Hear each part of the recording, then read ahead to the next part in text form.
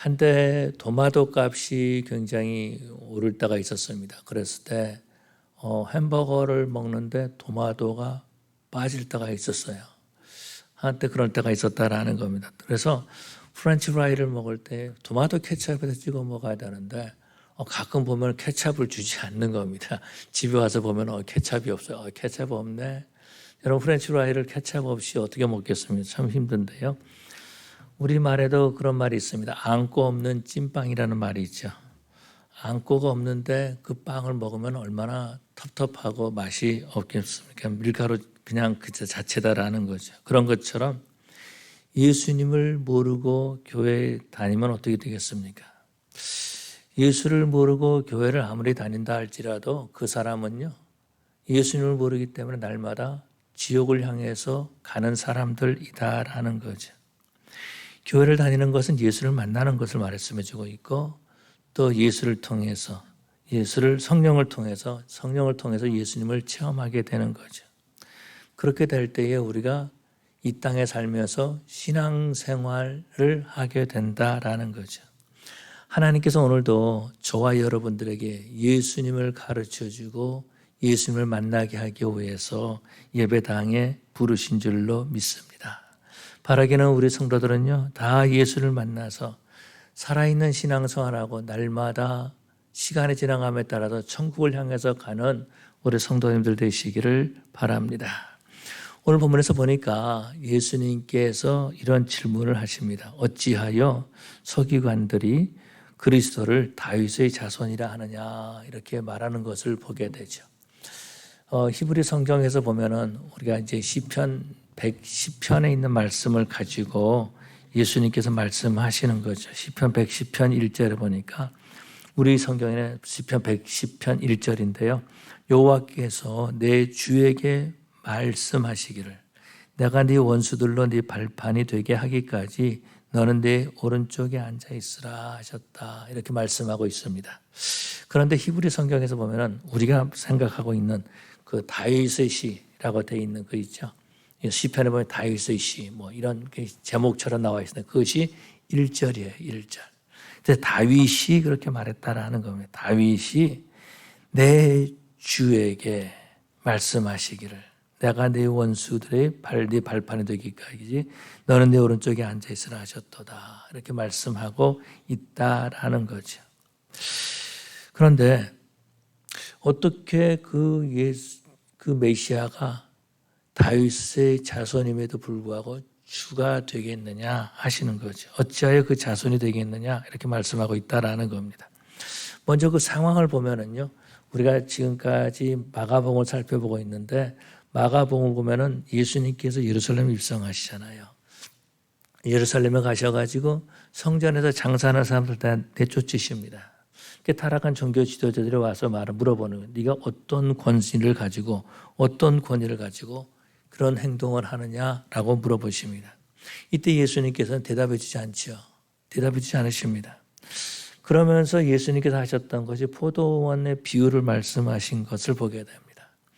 그 종들이, 그 농부들이 주인의 상속자가 오니까 이거 죽이자라고 하는 거죠. 그런 말을 듣고 이 타락한 종교 지도자들은 예수님이 지금 우리에게를 향해서 비난할 말을 하고 있구나라고 하는 것을 알았다라는 것입니다. 자신들을 가리켜서 하는 말이구나 하는 걸 알았습니다. 그런데 예수님을 잡고자 했지만 잡지 못하고 있었다 그렇게 말해주고 있습니다. 그런데 예수님을 잡으려고 어떻게 하면 올무에 넘어질까, 어떻게 하면 올무에 걸리게 할까 하면서 질문하는 것을 볼 수 있는데요. 세 개의 질문을 우리들이 지금까지 살펴봤습니다. 어떤 질문이냐면 가이사에게 세를 바치는 것이 가하니까 불가하니까라는 질문이죠. 이것은 정치적인 질문이다라는 겁니다. 그래서 이 로마 법에 걸리게 하든지 아니면 유대인들 자체에서 내쫓겨나든지 하는 그런 질문이다라는 거죠. 그런 다음에 부활에 대해서 질문하죠. 부활에 대해서 질문하는 것을 볼 수 있습니다. 이것은 신학적인 논쟁이다라는 겁니다. 이 당시 보면 바리새인들은 부활을 믿었고 사두개인들은 부활을 안 믿었거든요. 그래서 신학적인 논쟁을 하는 거죠. 오늘 또 지난주에 살펴봤지만 서기관들이 계명에 대한 문제를 일으키고 있다는 거죠. 계명에 대해서 물어봅니다. 어떤 계명이 크니까? 라고 물어보죠. 이것은요, 예수님의 신앙에 대한 논쟁을 하고 있다는 거죠. 이랬을 때 예수님께서 그 답을 다 하시고 난 다음에 예수님이 질문하십니다. 메시아는 다윗의 자손을 알고 있는데 그렇다면 서기관들이 그렇게 말하는 거죠. 다윗의 자손이니다. 그렇게 말하는 것을 볼 수 있습니다. 어디서 볼 수 있냐면은 마태복음 22장에서 보면은 그 같은 내용들이 나와 있는데 조금 더 자세하게 앞부분에 나와 있는 것을 볼 수 있습니다. 이렇게 말씀하고 있어요. 마태복음 22장 41절에 바리새인들이 모였을 때에 예수께서 그들에게 물으시되 너희는 그리스도에 대하여 어떻게 생각하느냐? 누구의 자손이냐? 대답하되 다윗의 자손이니이다. 이렇게 말합니다. 그때 이제 오늘 본문에 있는 말씀을 예수님께서 하시는 것을 볼 수 있죠. 사실 보면은요, 예수님이 메시아가 다윗의 자손인 것을 알고 있었다라는 거죠. 그래서 여리고 앞에 있었던 바디메오가 예수님을 부를 때 뭐라고 부르죠? 다윗의 자손 예수여 나를 불쌍히 여기소서라고 부르고 있다라는 겁니다.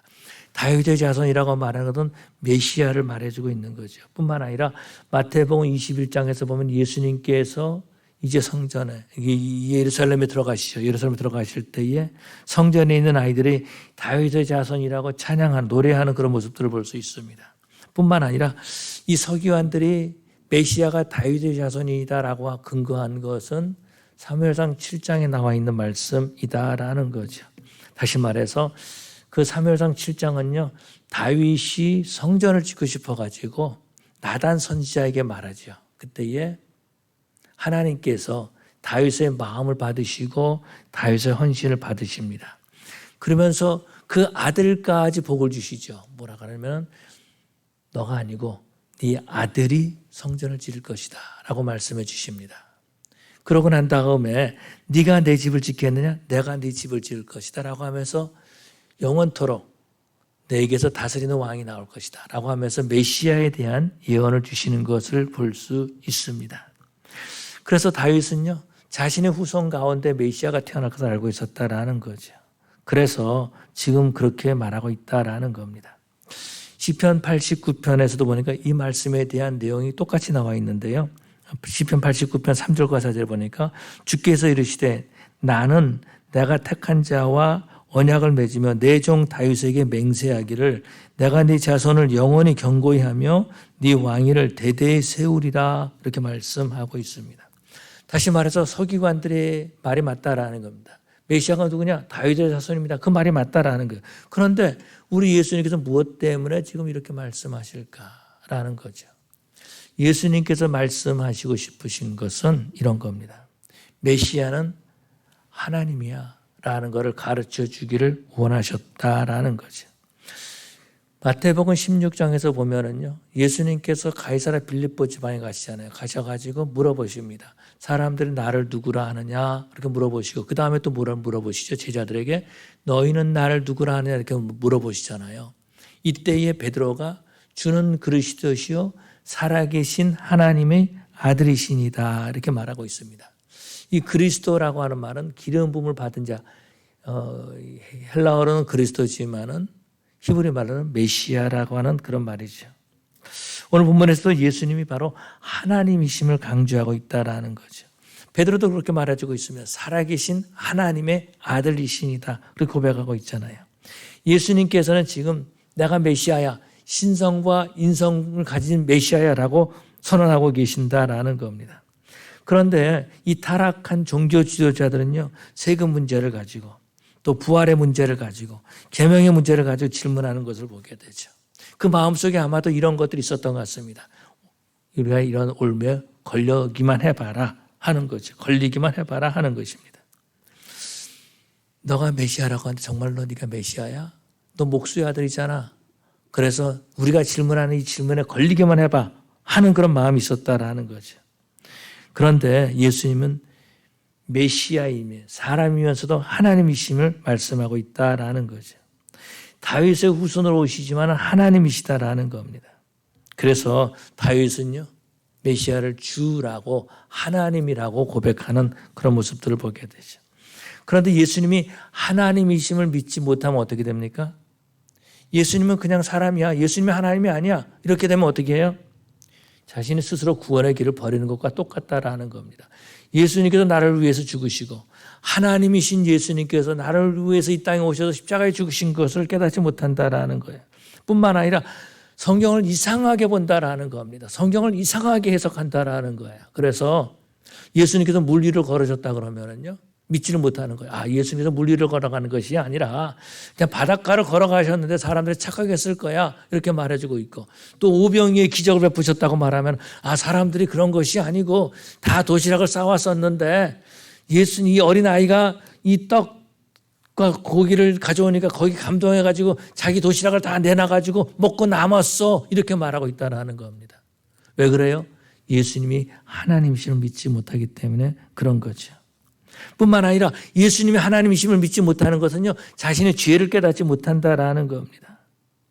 그것은요, 예수님은 하나님이심을 믿지 못하는 것은 영적으로 자신이 망하고 있음을 깨닫지 못하고 있다라는 거예요. 그런데 안타까움은 어떤 것입니까? 교회에 나와서 예배하는데 예수님이 하나님이심을 믿지 못하고 있다라는 겁니다. 예수님이 하나님이심을 믿지 못하면 어떻게 기도할 필요가 없는데 기도를 못하는 거죠. 하나님 앞에 예배를 못 드리는 거죠. 그냥 기도하는 척하고 예배하는 척하느라고 예배당에 앉아있을 뿐이다라는 겁니다. 어떻게 할 수 있습니까? 저 사람이 예수를 하나님이다, 하나님으로 믿는다, 아니다라는 거 어떻게 할 수 있어요? 그 사람의 행동과 말을 통해서 알 수 있다라는 거죠.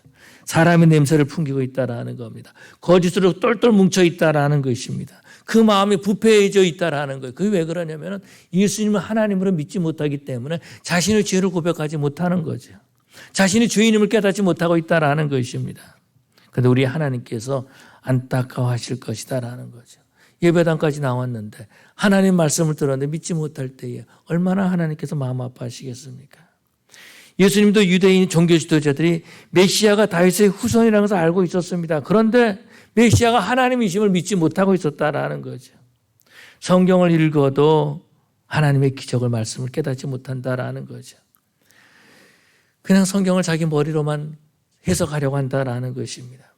교회 다니지만은 신앙생활은 하지 못한다라는 겁니다. 나는 교회를 10년 다녔습니다. 20년 다녔습니다. 30년 다녔습니다. 나는 교회 목사입니다. 장로입니다. 집사입니다. 이런 얘기 하는데 신앙생활 하지 못한다라는 거죠. 이랬을 때 우리 하나님의 마음이 얼마나 아프시겠습니까? 마치 그런 것과 같다라는 겁니다. 우리가 부모가 자녀를 키웁니다. 자녀를 키워서 이제 성장해가지고 사람의 구실을 해야 되는데 그렇게 하지 못한다라는 거예요. 마약을 한다든가 폭행을 한다든가 범죄자가 돼가지고 감옥에 간다든가 그러면은 부모의 마음이 얼마나 아프겠습니까? 그런 것처럼 우리가 신앙생활하지 못하고 있으면 하나님께서 마음 아파하신다라는 겁니다. 교회 나와서 예배를 드리는데 예수님이 하나님이심을 믿지 못한다라는 거예요. 그러면 어떻게 됩니까? 성도의 구실하지 못한다라는 겁니다. 메시아가 다윗의 후손이지만은 다윗이 주라고 고백한 것은 메시아가 바로 하나님이심을 선포하고 있는 거죠. 가르치고 있는 거죠. 예수님이 바로 메시아이심을 말씀하고 있습니다. 완전하신 사람이시면서 완전하신 하나님이시다라는 거죠. 그래서 다윗도 그 후손으로 오실 메시아를 주라고 이렇게 말해주고 있죠. 예수님께서 질문하십니다. 왜 질문하셨을까요? 예수님께서 질문하시는데 왜 질문하셨을까요? 성경을 질문하시는데 성경을 가르쳐주기 위해서 질문하신 거죠. 조금 더 생각해봐라. 조금 더 알아봐라. 조금 더 공부해야 되지 않겠느냐라고 말씀하셨다라는 거죠. 메시아가 하나님이심을 믿지 못하면 어떤 일을 합니까? 예수님이 행하신 기적을 믿지 못하는 거죠. 그렇지만은 예수님의 메시아이심을 믿으면은 예수님이 행하신 기적을 믿는다라는 겁니다. 뿐만 아니라 예수님께서 하나님이시기 때문에 예수님이 그때에 사역하시면서 일으키신 기적이 나에게도 이루어지기를 간절히 원하고 기대하게 된다라는 거죠. 뿐만 아니라 내가 죄인임을 깨닫게 된다라는 겁니다. 예수님이 나를 구원하심을 확신하게 되고 하나님께 은혜를 구하게 되는 거죠. 공의로우신 하나님께서 나를 사랑하셨는데 공의로우하시는 하나님이 불공평하게 사랑하신 거죠. 다른 사람을 사랑하는 것이 마땅하다라는 겁니다. 그런데 하나님께서 나를 사랑하시고 나를 구원하셨어요. 이것은 불공평하다라는 겁니다. 하나님이 나를 선택하신 것 불공평하다라는 거예요. 나보다 똑똑하고 나보다 신앙이 좋고 나보다 더 잘생기고 나보다 더 교육을 많이 받은 그런 사람이 있는데 나를 구원하셨다라는 거예요. 하나님의 선택받은 너무나 감사한 거죠. 형적인 신앙생활이 아니라 하나님 나라에 헌신하게 된다라는 거죠. 하나님께 쓰임받는 사람이 되고 만다라는 겁니다. 그런데 문제는 뭐예요? 예수님이 메시아가 하나님이심을 믿지 못하는 데 문제가 있다라는 겁니다.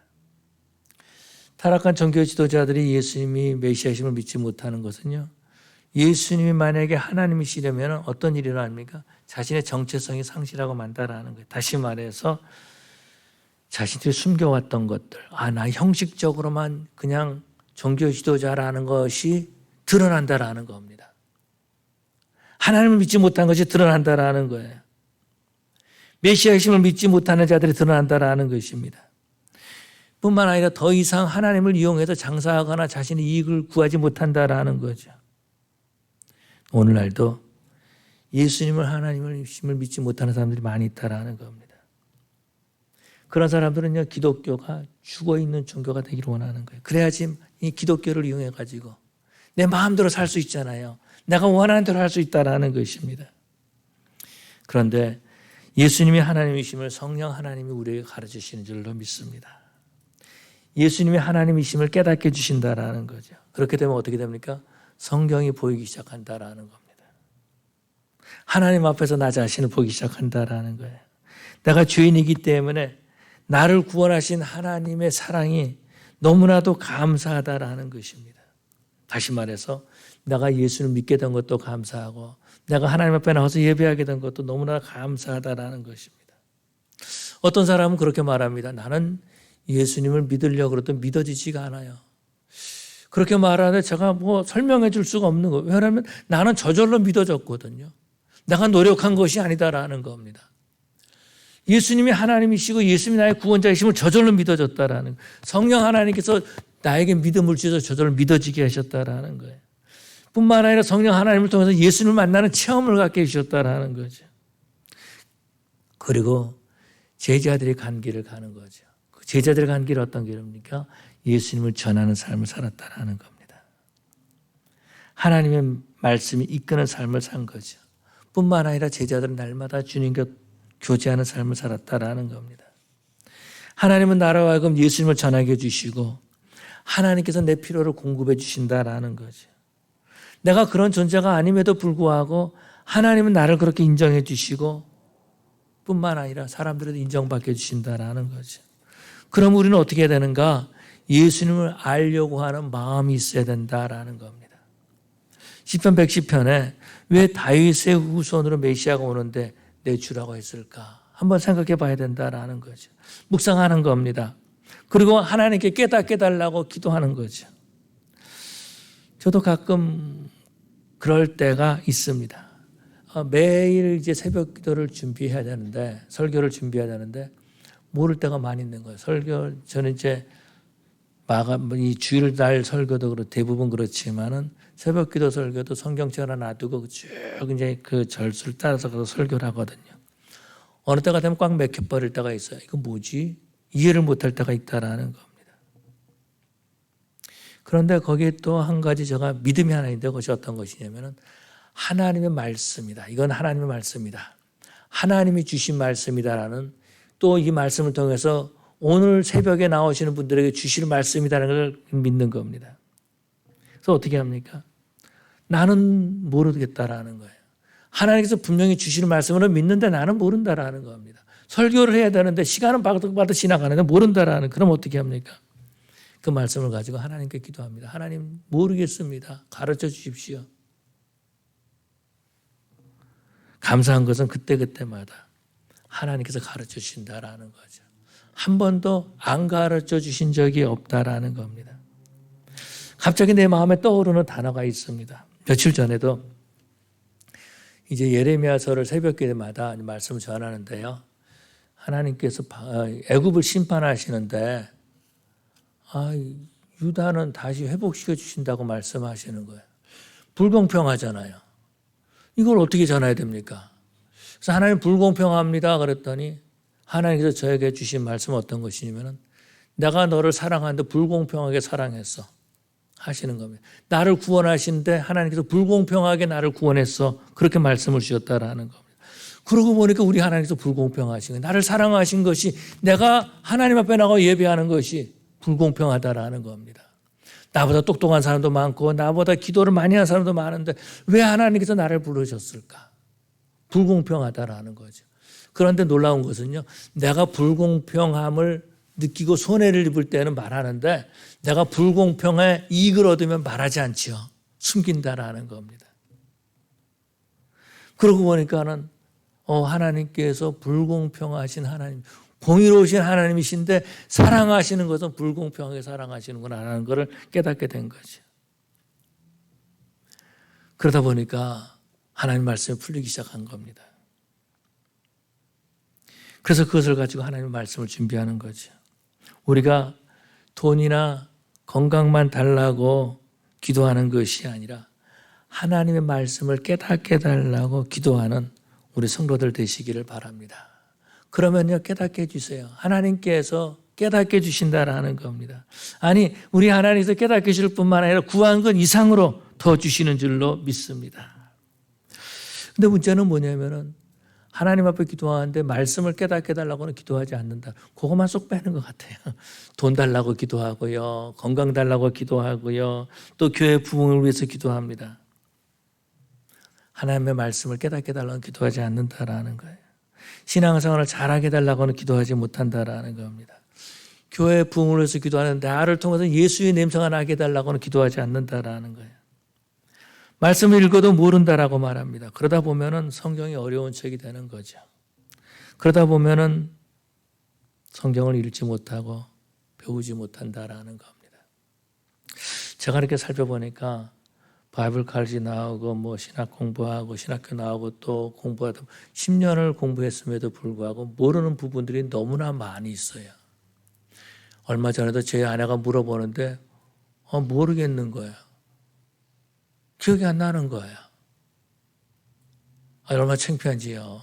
그 창피한 데다 거기다 한 방 더 먹죠. 목사가 그것도 몰라. 그러니까 더 이제 비참하게 되는 거죠. 그래서 그 비참함을 가지고 하나님 앞에 나가 기도하는 겁니다. 하나님 좀 알게 해주십시오. 하나님 깨닫게 해주십시오라고 기도하는 거죠. 하나님께서는요 구하는 자에게 은혜를 베풀어 주시는 줄로 믿습니다. 예수님은 성경을 통해서 자신에 대해서 말씀하고 있는 거죠. 우리가 얼마 전에 몇 주 전이죠. 이 사두개인들이 바리새인들이죠. 또 사두개인들이 부활에 대해서 질문합니다. 이때 예수님께서 모세가 떨기나무에서 하나님을 만날 때에 하셨던 말씀을 가르쳐 주시죠.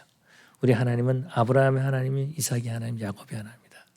그 의미가 무엇이냐? 산자의 하나님이시다라는 거죠. 시편 119편에 이런 기도가 있습니다. 내 눈을 열어서 주의 법에 기이한 것을 보게 하소서. 제가 아는 선배 목사님이 계시는데 이분이 항상 성경 읽을 때 이 말씀을 묵상하고 이 말씀 가지고 기도한다라는 겁니다. 내 눈을 열어서 주의 법에 기이한 것을 보게 하소서. 하나님, 오늘 내가 말씀을 읽습니다. 하나님, 주의 법에 기이한 것을 내려와요. 보게 해 주십시오. 라고 기도하는 거죠. 말씀을 깊이 묵상할 때 하나님께서 깨닫게 해주시는 줄로 믿습니다. 뿐만 아니라 예수님께서는요, 자신의 하나님이심을 기적을 통해서 보여주신다라는 거죠. 한 번은 제자들과 함께 배를 타고 가셨습니다. 그냥 가면 좋은데 예수님께서 빨리 가자 그래가지고 같이 배를 타고 가신 거예요. 근데 예수님께서 주무시고 계시는데 광풍이 불었다라는 거죠. 풍랑이 막 이렇게 불었습니다. 이랬을 때 제자들이 죽음의 위기에 느낀 거죠. 그래서 주여 우리가 죽게 되었나이다 하면서 예수님을 깨웁니다. 이때 예수님께서 바람과 바다에게 명령하시면서 잠잠하라 고요하라 그러시죠. 그렇게 명령했더니 바람과 바다가 잔잔해졌습니다. 이때 제자들이 뭐라고 말합니까? 저건 뉘기에 바람과 바다도 순종하는 거. 이렇게 말한 것을 볼 수 있죠. 그런 것처럼 우리 삶 가운데 예수님이 하나님이심을 우리에게 보여주고 있다라는 겁니다. 근데 제가요 목회하면서 이상한 것이 있어요. 아직까지 미스터리예요. 미스터리인데 그것이 어떤 것이냐면은 주일이면 매 꼬박꼬박 교회에 나옵니다. 아니 이민생활 얼마나 힘들어요. 그런데도 헌금을 또 해요. 그런데 놀라운 것은 예수님에 대해서 알려고 하지 않는다라는 거예요. 자신의 시간도 투자하고 돈도 투자하면서 예수님을 알려고 하지 않는다라는 거죠. 이 미스터리 아닙니까? 아니 상식적으로 봤을 때 내가 돈을 헌금을 하고 시간을 벌어서 뭔가를 얻어야 되잖아요. 얻으려는 마음이 없다라는 거, 배우려고 하는 마음이 없다라는 거죠. 그런데 감사한 것은 우리가 알려고 하면 예수님께서 가르쳐 주신다라는 거죠. 성경을 통해서 깨닫게 해주신다라는 겁니다. 돌이켜보면 내 삶에 예수님의 손자국이 있는 것을 보게 되죠. 예수님의 손자국이 내 안에 남아있다라는 것입니다. 내 안에 예수님이 하나님이심을 증거하고 있다라는 거예요. 예수님을 바로 할 때에 넘치는 복을 받게 되는 줄로 믿습니다. 예수님을 바로 할 때에 하나님이 나를 사랑하실 때 불공평하게 불공정하게 나를 사랑하시는구나 라는 걸 깨닫게 되는 거죠. 그러면서 그 사랑에 감사해서 그 사랑에 감격해서 하나님께 헌신한다라는 겁니다. 이 땅에 살 때에 그 신앙이 성장하는 것을 느끼게 됩니다. 날마다 예수님과 교제하게 되는 거죠. 뿐만 아니라 우리 예수님의 이름으로 하나님께 간구하는 거죠. 내 자녀의 문제, 내 물질의 문제, 내 건강의 문제를 가지고 하나님 앞에 기도하고 그 응답을 기다리는 삶을 살게 되는 줄로 믿습니다. 예수님은 우리가 예수님을 알려고 하는 마음만 있어도 하나님은 우리에게 가르쳐 주시는 하나님이신 줄로 믿습니다. 또 두 번째로는요, 우리는 성령 하나님께서 도와주신다라는 거죠. 또 알면은 깨닫게 된다라는 겁니다.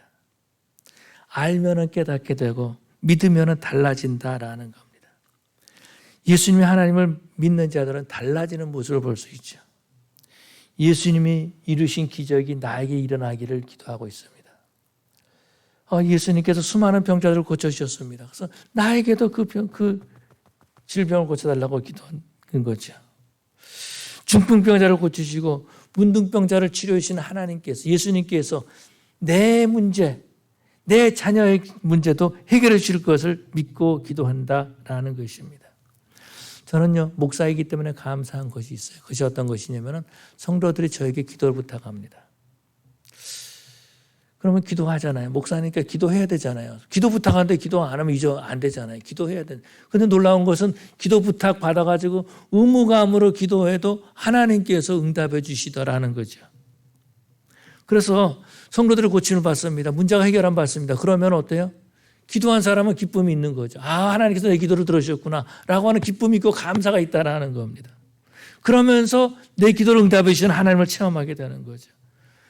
아마도 목사는 그래서 목회하는 것 같아요. 내 기도를 응답해 주신 하나님을 날마다 체험하기 때문에. 그런데 예수님이 하나님이심을 믿지 못하면 기도하지 못하죠. 하나님만이 하시는 일들을 예수님이 하시는 것을 믿지 못한다라는 겁니다. 그러다 보니까 성경을 믿지 못하고 엉뚱한 말 한다라는 거예요. 교회 나오는데 자신의 문제를 하나님께 맡기지 못한다라는 거죠. 하나님 앞에 기도하지 못하고 자신의 죄를 고백하지 못한다라는 거죠. 가장 중요한 자신의 영혼의 문제에 대해서도 기도하지 못하고 있다라는 겁니다. 지옥으로 떨어져도 깨닫지 못하는 거예요. 한 번은 오래전 얘기인데 전도할 때 어떤 분이 정말 어떤 분을 만났어요. 만나가지고 나한테 전도할 생각하지 말라는 겁니다. 그 당시에 LA의 큰 교회 목사님이 기억하는 김계영 목사님 계시죠. 김계영 목사님, 그분이 하세요. 김계영 목사님도 나를 이기지 못했습니다. 자기가 김계영 목사님 이겼다라는 거예요. 임동선 목사님도 자기를 이기지 못했다라는 겁니다. 지금은 그분 다 돌아가셨지만 그렇게 말씀하는 것을 들었습니다. 그럴 때가 그런 느낌이 있습니다. 아마도 그런 것 같지 모르겠어요. 절대는 아니겠지. 절대로 그렇지는 않겠지만 그런 느낌을 갖습니다. 예배하고 예배 나오면서 나는 예수 안 믿을 거야 라고 결단하고 나온 사람들도 있는 것 같아요. 하마터면 내가 오늘 또 목사한테 속을 뻔했네. 아마 그런 사람이 있을지 모르겠습니다. 여러분들이 목사의 말을 듣지 않고 해서 설교를 믿지 않고 그래서 이겼다 그래요. 날마다 이겼으니까 이겼다 그래요. 그럼 한번 물어보십시다. 목사를 이겨서 변화된 것이 뭐가 있습니까? 목사를 이겨서 예수를 안 믿어서 나한테 유익이 된 것이 뭐가 있냐라는 거죠. 지난주와 똑같다면은, 지난주와 똑같이 살고 있다면은, 매주일 목사에게 속지 않아가지고 이겼다라고 생각한다면은, 하루 정도 접어오는 것은 어떨까요? 예수님이 하나님심을 믿고 내 영혼의 문제를 가지고 하나님 앞에 기도하면 어떨까요? 이렇게 말하는 사람을 들었습니다. 나는 예수를 믿지 않는데 이 세상은 예수 중심으로 돌아가고 있다는 겁니다. ADBC 하는 거예요. 예수님 중심, 예수님이 언제 태어났는가에 따라서 ADBC로 나눠진다는 거죠. Anno Domini, Before Christ 이렇게 나눠진다는 겁니다. 뿐만 아니라 나는 예수를 믿지 않는데, 나는 주의를 지키지 않는데 이 세상의 모든 달력은 7을 주기로 움직이고 있다는 거예요. 나는 예수를 믿지 않는데 만약에 0.0001%라도 천국과 지옥이 있어서 내가 죽은 다음에 지옥에 떨어지면 어떻게 될까? 어떻게 하시겠습니까? 수천 년의 역사를 가지는데, 역사가 있는데 고작 나는 100년 이하의 삶을 살고 있다는 거예요. 그런데 내가 천국과 지옥이 없다라고 주장할 만한 것이 뭐가 있는가라는 겁니다. 다시 말해서 내가 믿거나 믿지 않는 것과 상관없이 이 세상은 예수님의 중심으로 움직이고 있고, 또 내가 몇몇 사람 예수 믿는 사람 알고 있지만은 그 외에 이 땅에 수십억의 사람들이 예수를 믿고 있다라면, 그러면 어떻게 나는 어떨까라는 거죠. 예수님은 질문하십니다. 메시아가 다윗의 자손인데 왜 다윗이 주라 그랬느냐라는 거죠. 자기 자손인데 어떻게 하나님이라 이렇게 말했느냐라는 거죠. 그러면 오늘 하나님께 한번 도와달라고 구해보시기 바랍니다. 나도 예수님을 하나님으로 믿기를 원합니다. 나도 예수님을 믿고 싶습니다. 예수님을 알고 싶습니다. 나를 좀 도와주세요. 목사에게 구하지 말고 하나님께 구해보시기 바랍니다. 지난주일처럼 똑같이 내가 예배당을 떠나고 싶지가 않습니다. 나를 좀 도와주십시오. 하나님, 내게 은혜가 필요합니다. 나도 다른 사람처럼 내 문제를 가지고 하나님께 맡기고 기도하고 싶습니다. 나를 좀 도와주십시오. 이렇게 하나님께 한번 기도해 보시기를 바랍니다. 저는요, 우리 교회 성도들이 그냥 예배당에 주일날 와서 앉아있다가 그냥 가는, 시간을 낭비하는 그런 모습으로 사는 것을 원치 않습니다. 예수를 믿고 예수를 나의 구주라고 고백하고 살아있는 신앙생활하는 우리 성도들이 되기를 원합니다. 여러분, 예수님을 체험하면 달라져요.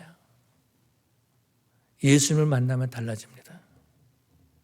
기도하게 되고요, 찬양하게 되고요, 전도하게 되고요, 뿐만 아니라 하나님 일에 헌신하게 됩니다. 헌신 예배 드렸다 해서 헌신하는 것이 아니라 정말 예수님을 만날 때 헌신하게 된다라는 거죠.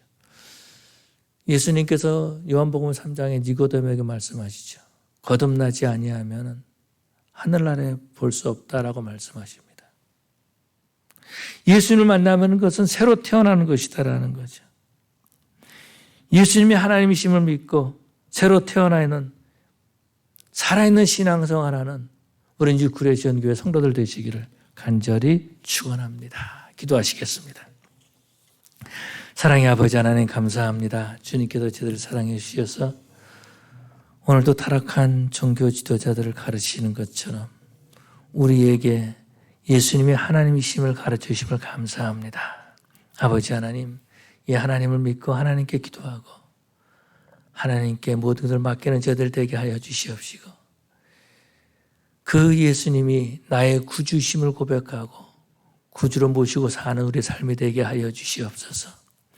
형식적인 그러한 신앙생활이 아니라 정말 예수를 만나서 내가 깨어지고 하나님 앞에 엎드리고 헌신하는 저희들 되게 하여 주시옵시고, 날마다 천국을 향해서 가는 우리 교회 우리 성도들 되게 하여 주시옵소서. 감사하며 예수님 이름으로 기도 올리옵나이다. 아멘.